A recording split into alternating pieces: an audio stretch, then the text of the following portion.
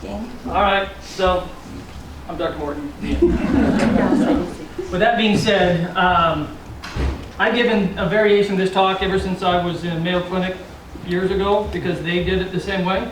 It helps us think differently, and that's what I kind of, in the end, that's my intention today, is to try to help you all recognize just simply by looking at things differently, specifically your patients. Maybe you'll learn something a little bit more about a differential diagnosis, about how to kind of recognize that there's visual clues in clinical care all the time, that just because we look at something in East Idaho, say, well, it looks like a horse, probably a horse, but in the end it's a zebra because you're at the zoo, right? Or it's a duck, you know it's a duck, it sounds like a duck, but ultimately it's not, it's an eagle, or it's just something different. And I think in medicine, clinical cues can really help you do that. And one of the things we use all the time is heuristics. Y'all have heard me talk about heuristics, if you know me well enough, all the time. Heuristics are what we use in life to get by faster, to make decisions as quick as we can. And like we do it driving in a car, we look at the yellow light, we do calculus in our brains without even knowing it, and we know if we can make that yellow light or not. It's what we do, it's how we get by in life. And medicine's no different. I look at someone with a red hot swollen leg, I'm like, you know, the last one, I'm going to use availability bias. It looked like it was just a cellulitis. This looks like a cellulitis, probably a cellulitis, and in the end it's no, it's a crystalline arthropathy, like it's a gout. And so it forces you to just stop sometimes. And that's where in clinical exam, just in whatever you do in life, you can look at things, and just by slowing down it helps. And so now they do variations of this talk in most med schools that help doctors do it. I do it, I've done it down at ISU, I do it at Utah, I do it up at BYUI. So it's just different ways to think things. So as we get through it, it is meant to be very, very interactive. So this is not me talking today, this is y'all talking. So what do y'all see here? What does it look like? Spiderweb. Raindrop, spiderweb. Does anything look different about that spiderweb? The color. The color? What about the color? There's different colors on those webs. There's different colors, which are what? So it looks like that's a reflection, right? Mm-hmm. Now I'm going to fast forward one slide. What's different about that one? I'm going to go back. This one, outside of the focus. What's different? What about the reflection? You notice it? What's reality? You guys probably all took a shower this morning. Probably not Aaron, but most people did. And if you look at it, that's what reality is. Convex lenses invert the reality that we see, right? So look at it next time you have water droplets on the mirror. That's what reality is. This is the beginning picture of a book from Michael Zadaroff about the clinical science of medicine. And it fools you into thinking, well, of course I know what that is. That's raindrops, that's spiderwebs, that's whatever. And you don't even realize, well, actually that's an upside down view of the world. Because that's not how the world is. The world's like this. It really has inverted things on things, even though you think you know what you were looking at. In reality, it wasn't. So that's the whole point of like, when you look at the skill of observation, it can be used across the spectrum. Eugene Grace was a guy that sat there and owned back in the 1930s the world's largest steel plant. And he knew the power of observation. His was all without stocks, and his was about metal ores, things like that. It's an old scout dude, but again, I think it's wise. It's a wise comment about observation. Sometimes, especially with patients, we get in, we have our intention, we're going to do what we do, or we do it for a meeting, we do whatever, and sometimes you need to just put the brakes on. Sometimes you just need to stop, look around, make some assessments, and figure out things, but you got to slow down. And medicine is all about speeding up nowadays. And I'm telling you the other way. Slow down. It will only help you. So here, you look at these things, and you know your brain's saying that they're screwed up, but in reality, you know they are not. In reality, those are parallel lines, but your brain's forcing you to think one way to another.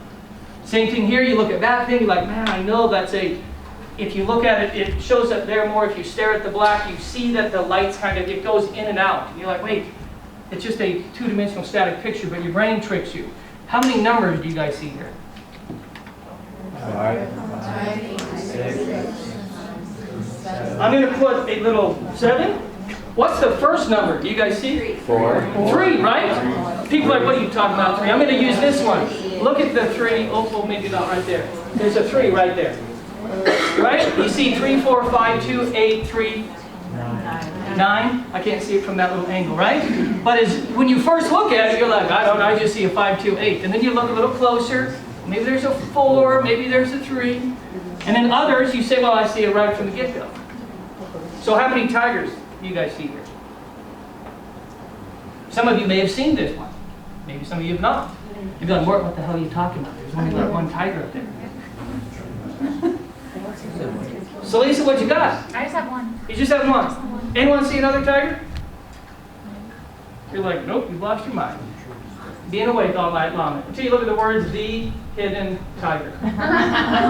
Right? It's there the whole time. You just got to put your brakes on. You just got to stare at it and go, oh yeah. Because in the brain, your brain looks at a orange and white black tiger. You're like, well, there's going to be another orange, black, white tiger, maybe hidden in the reeds or something.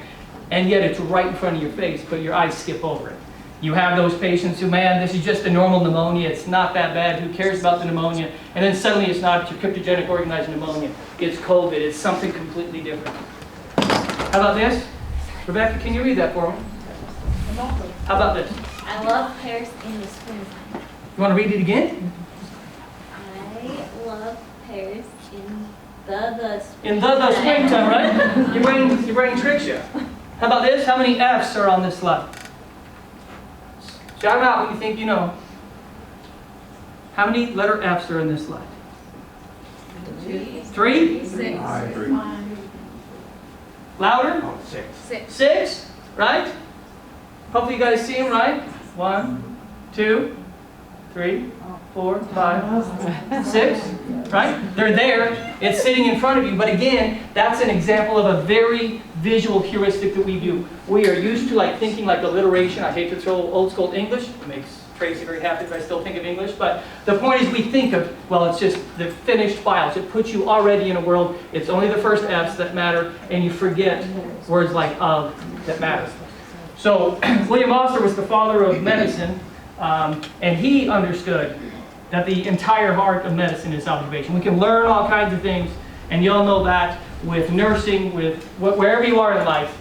If you sit there and can learn to just observe the world around you effectively, you'll catch those subtleties and you'll be 1,000 times better off. This is Hippocrates. He knew this way before Osler knew this. And I want you to think of medicine that you've seen in patients. And remember, they were like leeching people way back in Hippocrates' days. They didn't have anything. No penicillin, no concept of germs like Henry Lister and all that. They had no concept. Yet he knew, he knew that at the very top, did I kill the wrong button? You know, he knew at the very top that when the disease is at its height, whatever the disease is, think of a septic patient, right? What do we do with septic people? Well, we just don't feed them, right? If you have a horrible GI illness, just don't feed them. Let them, and he knew it, right? Or right here. Here are DTs. He knew what DTs were way back before the time of Christ. That if you have shakes and the chills and you get goofy from excessive drinking, you're probably going to have a bad outcome.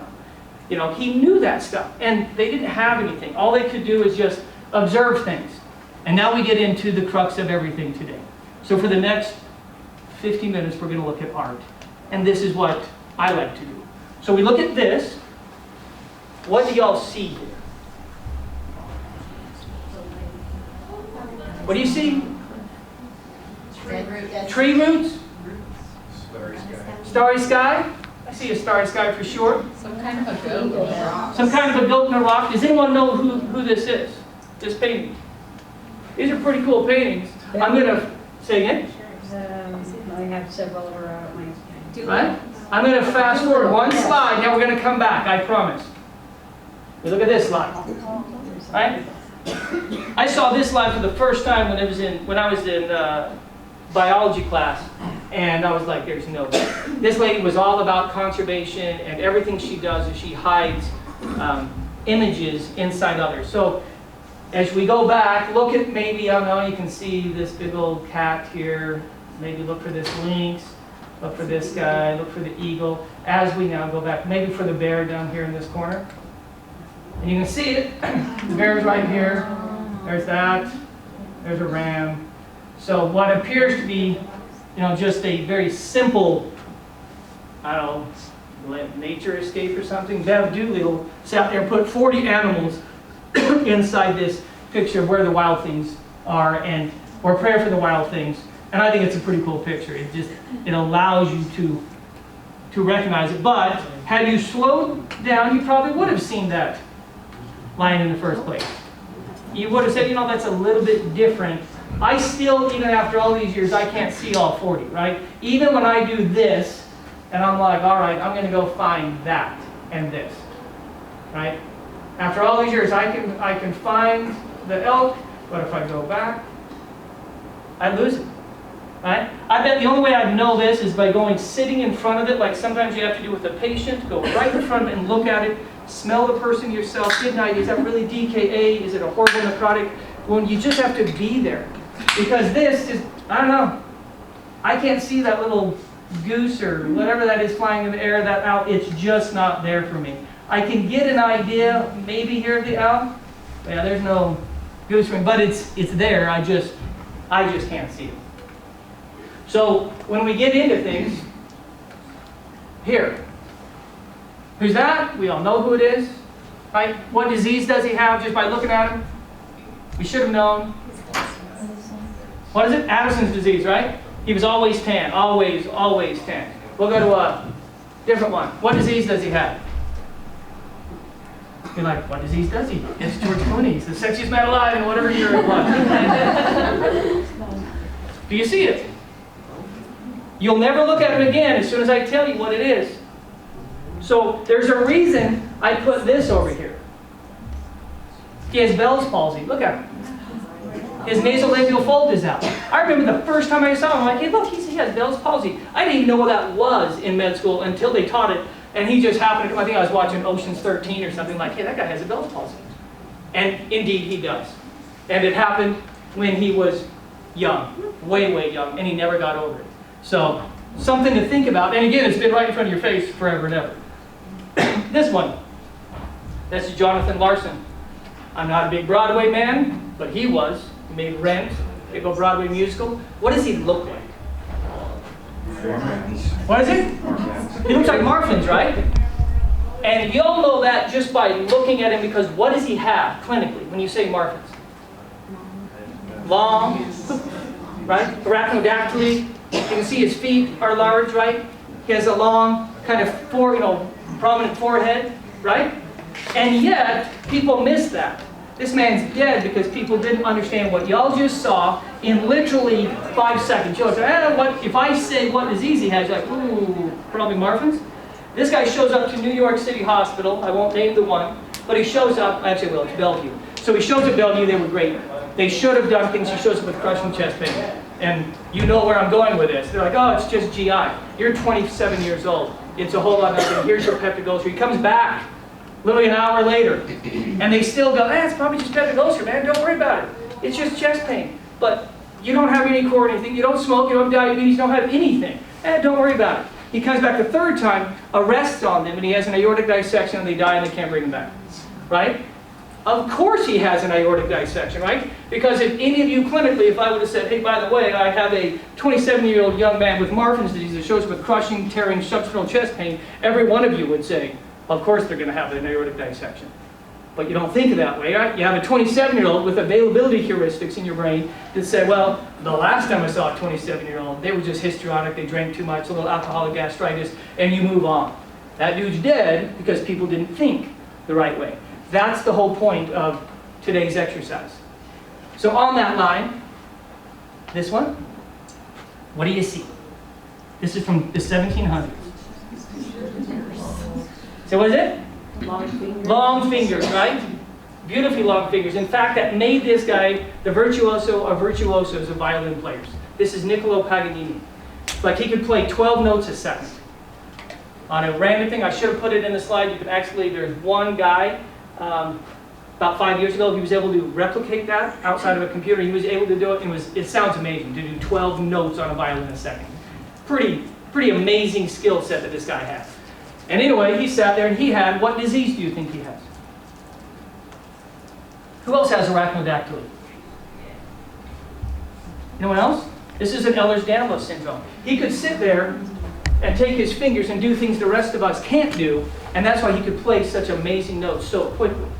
And you look at this, and it was just astounding. And this guy, on a complete random note, when he died, the Catholic Church wouldn't bury him for 4 years because they felt that he had killed a bunch of people, trapped him inside of his violin. They felt he was like a horrible person. He actually died, they think, of mercury poisoning because he was trying to treat his syphilis back in the day, because he was quite the woman's man. That does not look like a woman's man to me, but I'm a dude, so what do I know? How about here? This is a classic, beautiful painting. Some of you may have seen it, some of you haven't. Who is it here? Does anyone know who this is? Who painted this? This is Rembrandt. You're like, oh, I remember that name. Yeah, this is Rembrandt. Beautiful Dutch painter. So this is, I'm going to sit there. Can we dim the lights, or can we kill the lights for a sec? Just so you can see a little bit better on that screen than this one. Whoa. There you go. What do y'all see? Describe anything you're seeing. The light in the water. There's light in the water. Classic thing that Rembrandt did. He would conflict, juxtapose the light and the darkness, and highlight exactly what he wanted you to see. What else do you see? A spear, harpoon. Say it again. A harpoon? Yeah. Yeah? Where at? On the left. On the left? Like right In the light. there? Yeah? Right? So what do they do those for? You guys know? Right? For whaling, things like that. For big fish, whatever. They do that to try to bring them to shore. You use another pole like that to bring them when you're kind of getting close to shore. You use that to grab the dock, pull it close. What else do you see? They're trying to fix the sails. They're trying to fix the sails, right? How many men do y'all see in this picture? There's 13. There's 14. Oh, 14. Close. And we're going to count them here in a sec. You're like, how there's 14? There's no way. Is there someone? So Aaron, I'm going to ask you. You mentioned they're trying to fix the sails. How many are trying to fix the sails? Well, there's 1, 2, 3, 4, 5. Right. I see 5. Right? So this is the storm on the Sea of Galilee, right? You have Christ sitting down here with his little tiny halo, and you see the 5 men trying to do whatever they can do to try to help, because what has happened? Right? The storm's ripped off the rigging off the mainsail, that's flying around. You have this cross here, symbolic of Christ, but that thing is ripped. And in setting of a storm, when you're this close to these rocks that are sitting on that left side of the picture, that's a bad day. You're about ready to have a really bad day. And so that's what these 5 are doing, but look at the others. What are they doing? Right? The one that most people miss is that guy right there. This guy is my favorite in the picture. He's leaning over the side, puking his guts out. Right? Look at him. That's exactly what he's doing. He's puking his guts out. And then you have Christ. You have these guys looking, but that guy has a little halo around his head. Because what's he doing? He's literally just kneeling, facing Christ, not doing anything else but praying. That's different than this, and people have talked about that for years and years. You know, on like how cool it is, of a different idea. The moment you see a picture like this, it like you look at the cells, and then the more you look at it, the more you can actually feel the torment, right? You can feel the fear in these guys, and then if you start looking, you're like, but that guy had some faith. To sit there and know you're this close to the rocks, the rigging's flipping around, you have a big old storm, and all you're doing is facing your Lord while your buddy next to you is puking your guts out. It's an amazing painting, and what's crazy about it is you're like, well, there's 14 people, well, there's only 12 apostles in Christ. That is Rembrandt painting himself into the painting. That is literally his face. And now you see a little closer, you get the idea of that guy kneeling, facing him, these guys supplicating him, and this guy just randomly looking at us. I don't belong there. Nope, you don't, because you weren't even alive then. All right, here's a different one. 1790. This is the exhumation of the mastodon from a guy named Charles Peale. He was in upstate New York. So what do you see here?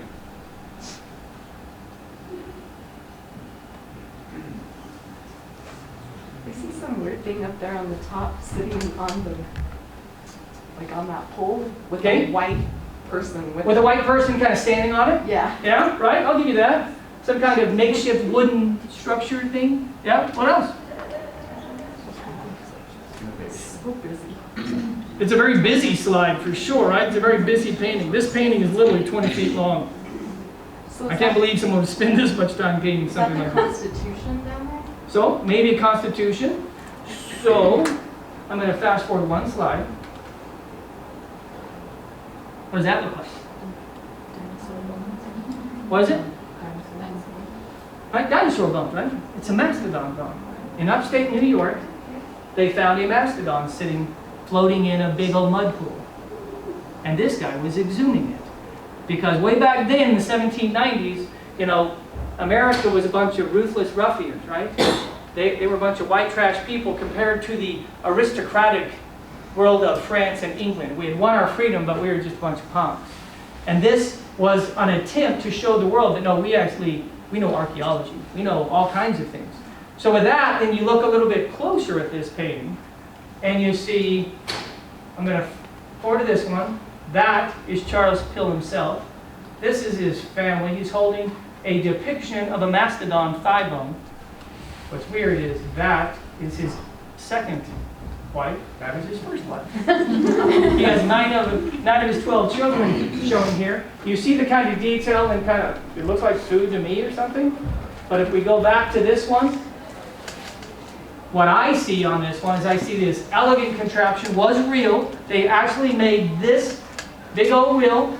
They got to get the water out of the water pit. So how do you do that? Well, you create something where these guys have this beautiful wheel that spins. The buckets of water come up to this little contraption and they spin it, and the water goes way out here and dumps out in the very background. That's pretty ingenious to think about. I don't know what to make of the lightning bolt coming from the storm over here. Some people have talked about this. Well, that just shows the storm that America is going to bring to the world. This was just an example. Hey, we're going to come and we're going to take over this world. Truly, I swear that dude looks naked. Right? To me, I'm like, I looked at it the first time. I'm pretty sure you were butt naked, but then I don't know what disease you had to have that big old boil or something. You know what I mean? Like, I don't know what it was. This dude died 200 years ago. I have no clue. Same thing with this dude. I don't know what he's holding, but whatever. They're doing something. And there's things that you like. You can clearly tell there's a mess tent where they need to eat. He's not dressed. He's not doing any of the work. He's not muddy like the rest of them. But that's the value in kind of, I think, looking at paintings. You know, you learn to pause, you learn to just slow down, just like patience, just look at it. Those who were there yesterday having to listen to me talk there yesterday, I talked about pancreatitis, right? And I talked about the red dots that people have. You guys remember what I called those red dots when you have saponification of their fat on their legs? Remember I called it paniculitis? Look at it the next time you have a pancreatitis, a bad pancreatitis patient. It is always there. It looks like an erythema nodosum type thing. And all you got to do is slow down, go out from the pancreatitis world, go, hey, what else could it be? What else is there on the clinical exam? And you'll see this kind of stuff. Now we're on to this one. This one hangs in Jefferson Medical College and has done so for nearly 200 and something years. What do we see here? They're cutting something. There's an audience. There's an audience, yeah. Keep going. Taking notes. No gloves. No gloves. Right? The guy on the left doesn't want to watch. Yeah, right? The person on the left doesn't want to watch. Keep putting it together. What do you think they're doing? Looks like surgery of some sort, right? So this is the Gross Clinic from Thomas Eakins. And you got that dude sitting right there. Look at him compared to her. Right? So up to this point, they didn't really do much besides amputate a leg for osteomyelitis. If you look at it, can you see how this person is a younger person sitting in a lateral decubitus position, right? Butt cheek coming through you. Instead of just amputating the leg, this guy sat there and created the concept of, well, you can cut out the osteo. But yet this same guy who they say purportedly never lost a patient, which I find insane, never lost a patient on the surgery table. But as I think, was it you, Jess, that said that there's no gloves? Mm-hmm. Right? So they had figured out bacteriology with Lister and Pasteur about 10 years before this. That guy was such an egotistic prick, he didn't believe in it. He's like, nope, I don't think that exists. That's why there is no coverage. And yet, they knew what it was. But he chose not to do it because he's a classic I'm God surgeon type, omnipotent thing, right? But nonetheless, he is very effective. And I love the command that he looks like, right? Look at that. I mean, just this. There's no fear. abject fear. That's probably his mom of this person. On people that they were having to do charity care back then, they always required one person in the family to be with them. So is that spouse, and that's a wife? Is it a mom? You can get the idea of what they're trying to do. What do you think this guy's doing? Anesthesia, right? What's his anesthesia composed of? What does it look like? Ether rag. Right? Yeah, it's an ether rag. It's a chloroform rag to be specific, and he just threw an ether rag right on top of the guy's face. It's better than alcohol. Chloroform had been invented 30 years before this. It happened in this guy's lifetime. And y'all, on random things, that is this guy's son. They've been able to identify every one of these people. This is his student. This is a med school. This is how they did things in Jefferson Medical College back in the day. You had big old surgical amphitheaters. You notice the lack of gloves, like Jess talked about. You notice the absence of normal sterile technique. That, again, is the author himself painted in the picture. Random, useless factoid. And as you look closer, again, you see the blood on the scalpel. This caused all kinds of furor back in the day because they viewed it as too grotesque, too offensive. We don't talk about those kind of surgical medical things outside of schools, and yet it came and it exists. And it's a beautiful painting, so if you ever find yourself in Philadelphia, you can walk right up to this thing, and it's like 8.5 feet tall, and it's gorgeous. All right? Do another one. Now where are we at? They've improved a little. They've improved a little in that. What do you mean by that? We got a great one. Right? They kind of have surgical attire, right? It kind of looks like an amphitheater, right? They're trying. What colors are they wearing? White? They're kind of getting there. They're starting to know that, hey, maybe we should put something on to protect the people next to us. Maybe that Lister and Pasteur kind of had, maybe they were onto something, right? What do you see happening in this one? There's now a nurse assistant. There's a nurse assistant. And look at the face of that nurse assistant, right? Like, I love it. Look at that face she has. That's way different than the last one, right? This lady knows what's up. That's the kind of nurse assistant we used to love in the OR to have on the floors, right? Because you're like, oh man, that one, she's seen it, been there, done that, right? Not even bothered in the least. But what else do we see on here? Somebody holding them down. So again, they have her holding her down. What else? Still no gloves. Still no gloves, right? Random factoid, while you guys are still looking at this, Goodyear was the one who actually was asked by that surgeon to create gloves right after this painting time was made. Because he's like, I need something, because they kept using a very caustic chemical on their hands. They're like, we got to do something to protect us, not the person. And so they contacted Goodyear, and he said, can you make something out of rubber? And they made big old rubber gloves about 2 years after this. That's pretty cool. Random, useless fact. But anyway, Goodyear made it. So what do we see here? What kind of procedure are they doing? A heart procedure? Something in the chest. I think I agree with that. Something in the chest. I think by having a breast here, it suggests to a breast thing. I'm going to go forward one slide, and we're going to come back. Was it lumpectomy? Is that what I heard someone say? Yeah. Right? Looks like a lumpectomy, right? And now, different than the cloth or the, right? Now you have a cone. Now you have the cone of ether, because now ether's been made, not chloroform soaked gauze. Now ether, the way that it is, going back to organic chemistry days, you can trap it and it just holds itself, so you can put it over the face and it stays right there. That's amazing that you can see this in the history of time, the creation of what ether was versus chloroform and how they did things, literally sitting right there. And you see that old school instrument that he's trying to do with some degree of mastectomy, so I'm going to go back a slide. This guy isn't holding it, he's actually checking the pulse. Right? And again, same thing. You have everyone sitting there. They've been able to identify it. He's asleep. I swear he's asleep, right? Yes. Like, I want to say he's looking over this guy's shoulder, but there is no way, after looking at all this painting so many times, I'm convinced he's asleep. Just like I may have slept a little bit in med school or two at times. It's just, but notice that med school is still in the surgical amphitheater, much more light, and I love your focus, and I love that this is just, like, he's just telling you what's up. He has control of that room. He knows what's going on. Got another Rembrandt painting here. The dissection of Dr. Nicholas Tolt. What do you see? Jamie, what do you see in here? The patient's dead. The patient is absolutely dead. And what makes you think that? Just his color. His color, right? In fact, he was a robber hung that morning. You see the blue color of his face compared to the other. I think that's why, I think Jamie and I see that look. Yeah, they're dead. Right? Dead. Right? What else do we see? It's really short compared to his body. Okay? Absolutely. Keep going. What else do we see here? You see the tendons?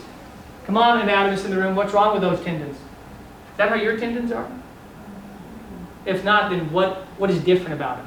This is one of the crazy things that Rembrandt was an absolute studier of the human body, and yet he missed this one. If you look at your arm, right? The flexors and the extensors. Looks like the dorsal hood's on the palmar side of the hand. Right? Right? Aaron, I was going to say, you should get this, right? If you sit there and look at it, that is not where those insert. They insert on the medial epicondyle, right? And so it's like you have the flexor compartment going the completely wrong direction. That fundamentally has blown people's minds for years, like, man, he just screwed up. Or was it someone else that painted for him and he didn't catch it, right? But in the end, it's a screwed up thing and it makes you laugh when you start to hear the rest of it. So that's Dr. Nicholas Tolt. Notice there's no scalpel in the room. Why do you think that would be? Any ideas? Right? Not created yet. Well, not created yet. They had been created, right? They had dissected it well. It's a good thought. I would argue that this guy, the surgeon, it was below him to dissect dead people. These were paying customers. It's in the winter time because they're all wearing their cold gear. Bodies would sit there and start to rot very quickly, and that's why you assume that it's in a very cold environment. Early in the morning, someone had been up all night long dissecting whatever, and he's in there showing them, well, this is what things are. Notice, none of them, all 7 of these guys look in different directions. None of them are actually looking, except that guy's kind of looking down, maybe at Vesalius' book in 1593 of anatomy, and you get an idea that those guys don't care, right? That's not how we would look at anatomy with a fancy surgeon, not dressed at all, like a dissection. You see the R there for Rembrandt? Again, right up here on top of the same thing. Everything that's there initially, you just got to stare a little bit closer and look at it. How about this one? What do we see?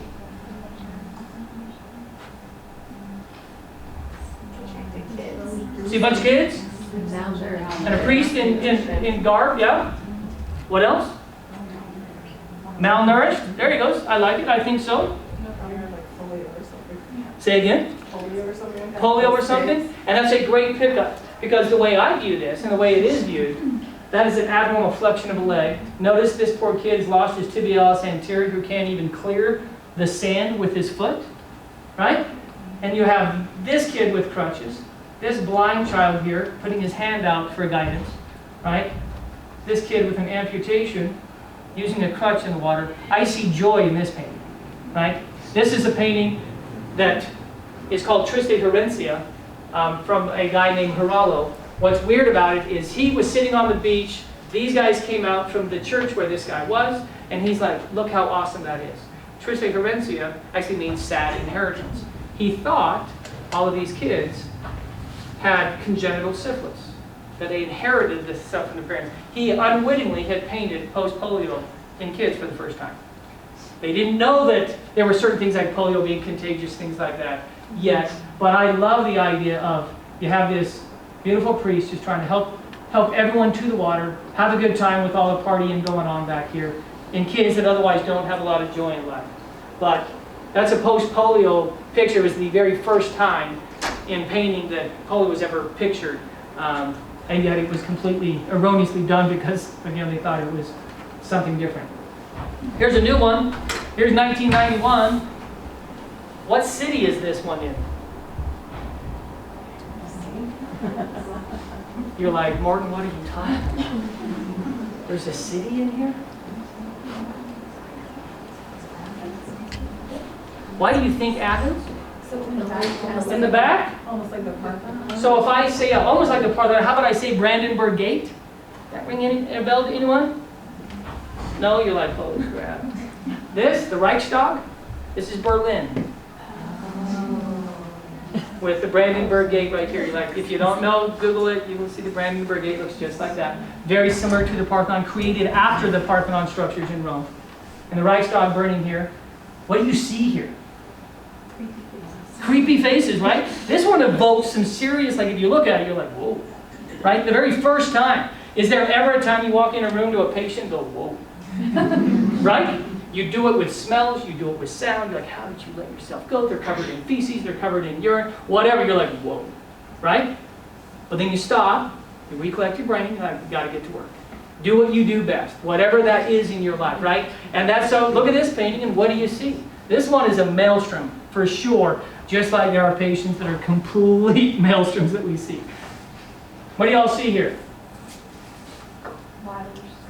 What is it? Ladders. Ladders, yeah. Some random ladder on this dude that he's carrying around. Another one here. He's got like a megaphone. Got a megaphone, right? Screaming something. Pig? Right? A pig, right? I saw a pig. The very first time I looked at this, I'm like, why did he have a pig on his shoulder? Like, that's what that dude's carrying. Wicked witch at the bottom. Wicked witch at the bottom? Down here? No. The feet? Yeah, I saw someone like, either, yeah, trampled. I'm like, yeah, I don't know what that is. Right? Right. Say again? The guy on the bottom right looks like he's got the hood. Right? Almost like a KKK type look, right? It's what it looks like to me. You got these guys, like this one's on fire. I don't even know what, is that an arm? You know, like a hand connected that's been cut off. You got books ready to be thrown into a burning pile. You got all these swords. And you got like the look of the people is just creepy, right? Some of them have masks. Others that don't have masks looks like it is a mask. They almost look like Holocaust survivors almost, right? You got this weird, I mean, like that just looks like malnutrition, right? Like dietitians, I mean, you look at that, and it's like, whoa, that guy and that guy, especially this, right? Got the, you know, you get the Boy in the Striped Pajamas movie, right? That looks exactly like a Holocaust thing. Going, let's rise up, let's go after this guy doesn't have clothes on, right? It's an amazing painting. And his paintings, if you go down, yeah, they're pretty rad. Like every one of them are just like, whoa, whoa. And this is just, the guy on the left has a military helmet, with his hands behind his back has a military helmet on too. where is it at? To the left, the guy right, bottom left, no, lower. That guy, yeah, it's like a military helmet. Oh yeah, no, I can see that, that little military helmet going over right there. Yeah, good find there. That seems abnormally large hand from someone. Arm, it doesn't fit quite. How about this one? A ship on the ocean. This painting to me looks very similar to like a dementia patient. It's hard to ascertain what's going on. Or a comatose patient that's just out. But there's all kinds of stuff in here. What do we see in here? Face. What is it? Face. A face? Where do you see a face? Underneath the ship is the right eye. Okay, I'll give you that. I see that. Right there. Sun, yeah, and then over on the other side is an eyeball. Okay. And then the sun coming up and down is kind of like you're bringing your nose.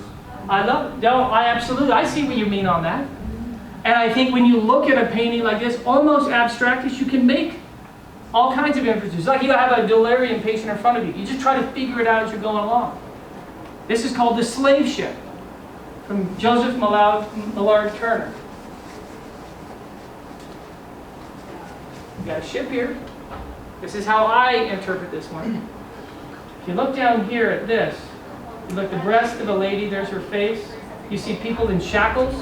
You see fish with some blood. You see some birds scattered around, feasting on the people in the water. Back in the day, the reason this painting was made, it was actually a real life depiction. When you were the ship captain or whatever, you're the ship owners. If you have a storm coming where, remember, you don't have sails, they're all collapsed because we have a storm that's coming, so then they throw their slaves overboard. Because if the slaves are lost at sea versus dying on board, you got remunerated for them, you got paid for them. So one of the things they did is they threw 133 people in the ocean, shackled. And so that guy, eventually they did get caught, and they did get prosecuted. But when you look at that kind of painting, it evokes it way different. You start seeing shackles. So I don't argue that there's not a face at all. You know, there's all kinds of things in this painting. That it looks very malevolent going this direction. And one of the things I realized just a few years ago is I always thought the people here in the water were thrown off this ship. Now if I shackled you with big old heavy iron chains in your arms and legs, how long do you think you'd stay afloat? Would you stay long enough for a ship to be that far away from you? Or are you actually one of the dudes, in your perspective, from where you're painting it, you just threw the people off the ship? And ships usually went out to sea in 2s and 3s.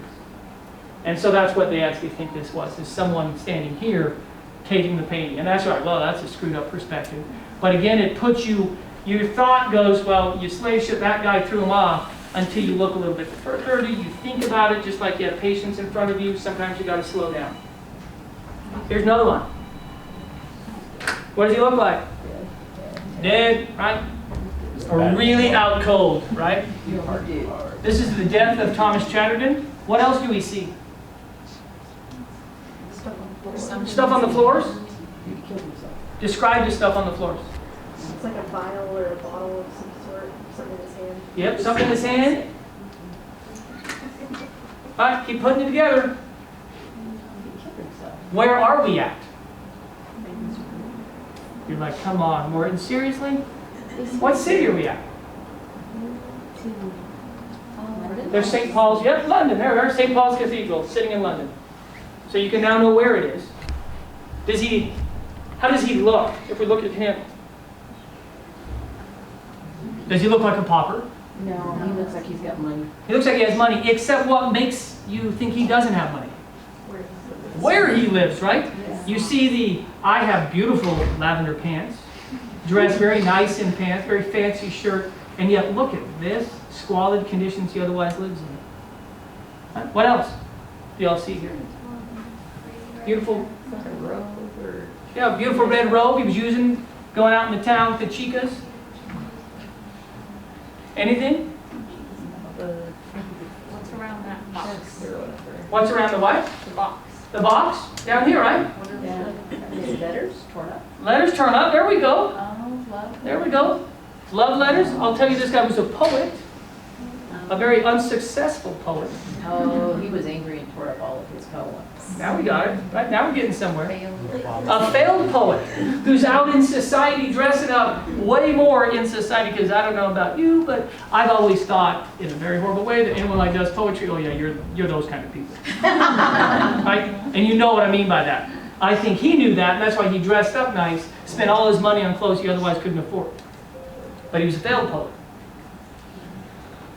Other things I will point out, people have looked over the years at this candle with a little bit of smoke, recently extinguished, just like that of theirs. You don't have the rigor mortis type look yet on this person. So as we start looking at this death of Thomas Chatterton, the other thing I'll point out is some people felt this was an accidental thing, that he wasn't trying to kill himself. But, you know, maybe he was, maybe this was opium and that's it. People knew that he was quite a promiscuous young man. And he also had an STD. That sure looks like a bottle of arsenic, which is what they used at that time in London to try to treat STDs, specifically syphilis again. So, kind of a cool painting, different idea. I like when you look here, you see the stitching on that bed, which I missed the first time. That's like mom's bed. It's been worn for a long, long time. Right? It's cool. How about this one? This is now all the way back in the 1500s, this painting. Late 1500s, 1590s. What do we see? Tattoo Tattoos? parlor. Yeah, tattoo parlor. Anything else? Little kids sneaking a peek at the top. Yeah, little kids sneak a peek, say what's going on up here? A monkey? A monkey? People have talked about the position of this monkey holding an apple, very similar to this patient, foolish enough to go to an alchemist. And why I say you're like, an alchemist, well, I got a dried fish and a sphere up here. Those are classic symbols of alchemy. which is where they did kind of voodoo medicine.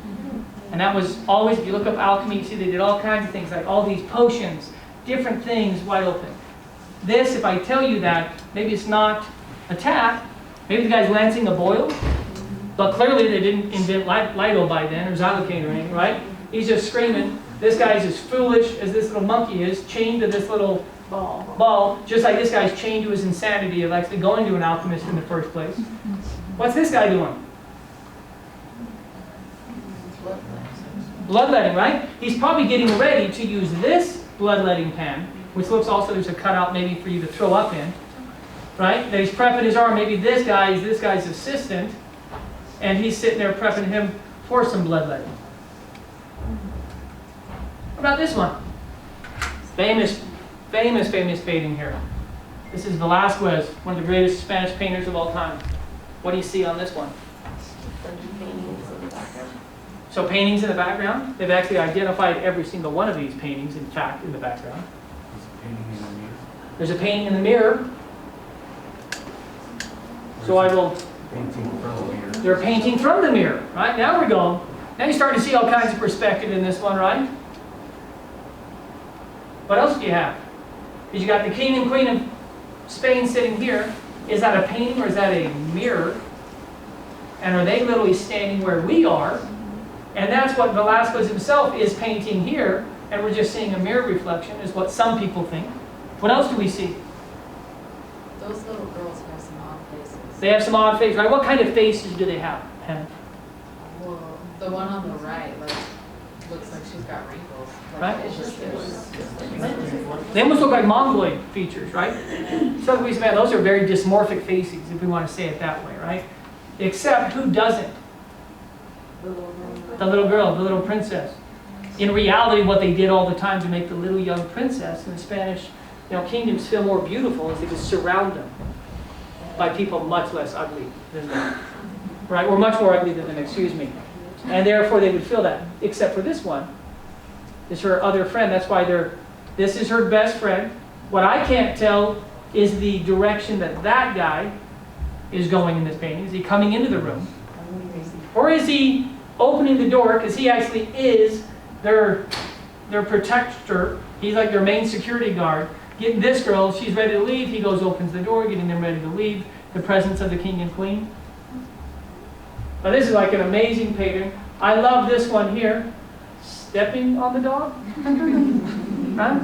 Just bizarre. I'm just not a painter at all. I'm not an artist. I don't have that skill set. God didn't bless me with that. But I can respect it. I'm like going, I just never would have made anything like this, right? And yet someone's like, I'm going to create this.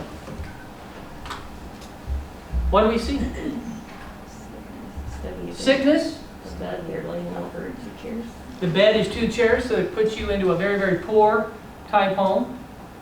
Looks like a little girl and the mother's crying. Yeah, there we go, right? You have an inconsolable mother. You have a little girl alive, Figure out what's wrong. dead, right?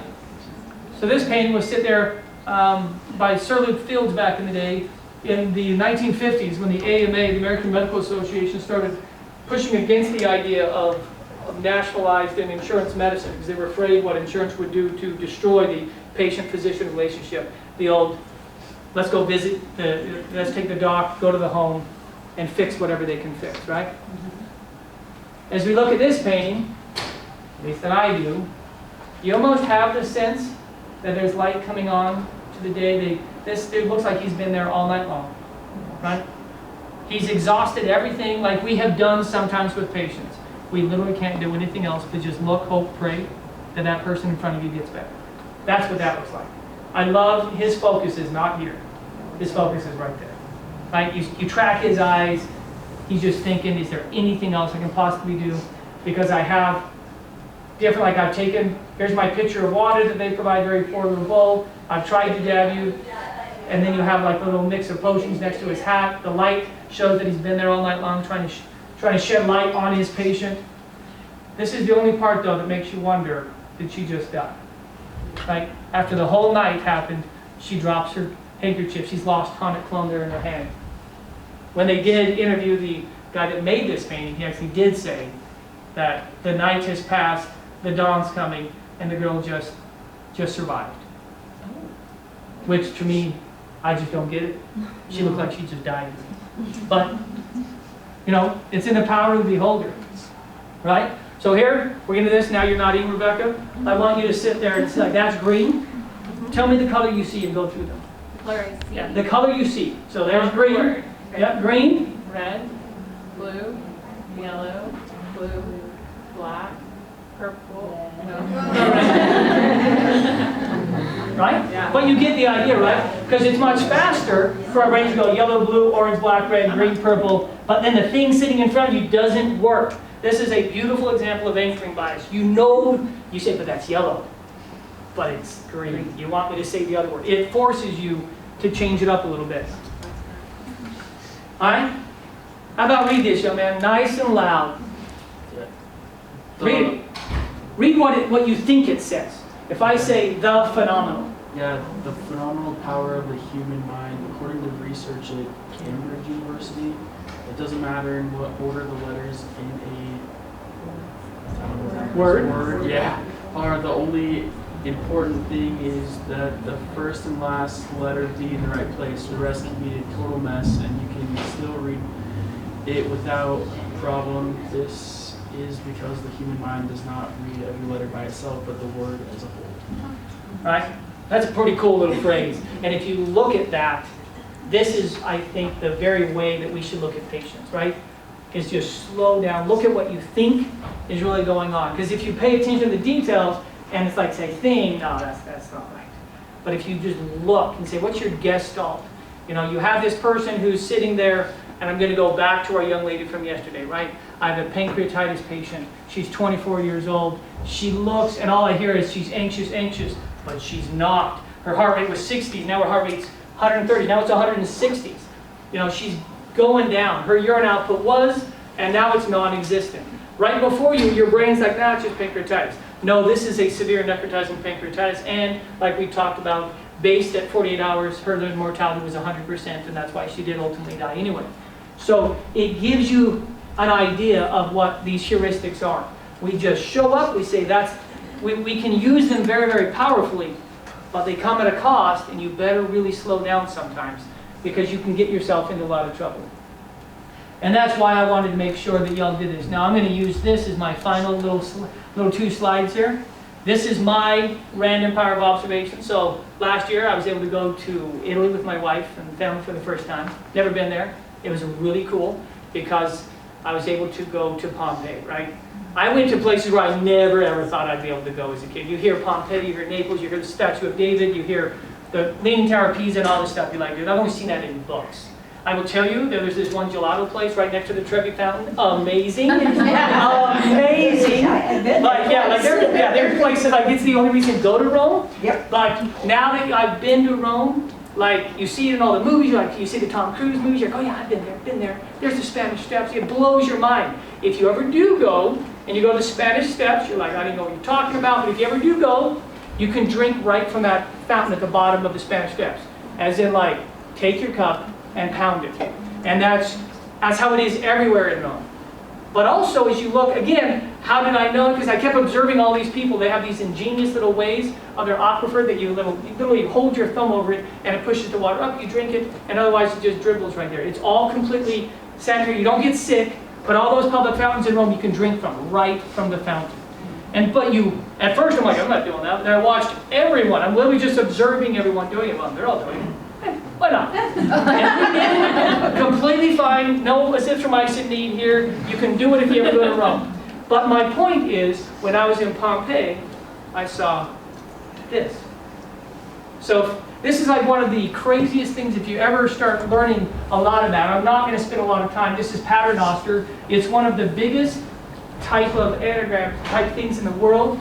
You see rotes this way, sator this way, all the way around. You see tenet, you see opera this way, arepo that way, same thing down here. They found these all around the world. From South America to Asia, they have no idea where these came from. They have all kinds of crazy theories. This used to cure disease. They used to have these. This one was sitting above a little, like a door. and they felt that this was a secret way that Catholics or the Christians could notify each other that they believe in Christ, because Paternoster, if you take those words away from here, you're also left with Alpha and Omega. There's all kinds of symbolism here. What I felt was interesting is I saw this, I'm like, oh yeah, I remember that, whatever. And then I remember this movie. Does anyone remember this movie? Maybe you don't. You guys remember Tenet, that movie that kind of came and went? Yes. Right? That entire movie is built on this idea. And if you don't know what I'm talking about, go home and watch Tenet, the movie. It's about a guy that like chooses, this is an evil guy named Sator, of all things. They started the entire movie at an opera, and they have like their big business is named Rotas. Like, it's crazy when you start, like, you realize the whole thing, and the whole idea of Tenet is they can go back through different parts of time, reverse entropy, and do this kind of stuff. It's a big action flick. But again, it came and went, and then there's just other random, I've just never even noticed that it's out there. I was like, there's bands. This is a Norwegian band named Sator. That, like, for me, it's something that's been around for centuries, and people have still attributed different meanings to it. But it's in that power of observation of just looking around the outside world that we're in. I had no concept of this movie. I just thought it was like, oh, Tenet's kind of weird, but whatever. Until I saw this, I'm like, wait a second. Literally on my phone when I'm in Pompeii, Googled, I'm like, holy crap, it really was. And it's me just looking around. I had no idea they built a whole movie based on that thing right there. But I think my whole point today, as we went through these slides and these paintings and just random things like this, is look at the world around you, specifically when it comes to patient care. A lot of us are in administration. We see things at a high level. Look for the patterns that really make a difference. Look for the subtle things that can make a difference, because it's using the subtleties that we really find what's going on, either in this facility as a whole, from an admin standpoint, or sitting in front of you, the patient right before you. Just put the brakes on, because everything tells us to go faster, faster, faster, and I'm one of them, right? As a doc, go fast, go fast, go fast. But sometimes, when things aren't making sense and your anchoring bias is keeping you and your heuristic is blinding you, put the brakes on. Because chances are, if not, you're going to miss something, and chances are someone's going to get hurt. And this goes in life, it goes with your spouse, it goes with your kids. Look for the details, observe the world around you, and your life will be infinitely better as you start to look for the random details on things. Mine has been, and that's why we've done this, that we've done talks like this for years and years, because I think it's useful. It's a good concept to think about. So thank you for your time today. And that's it. Thank you.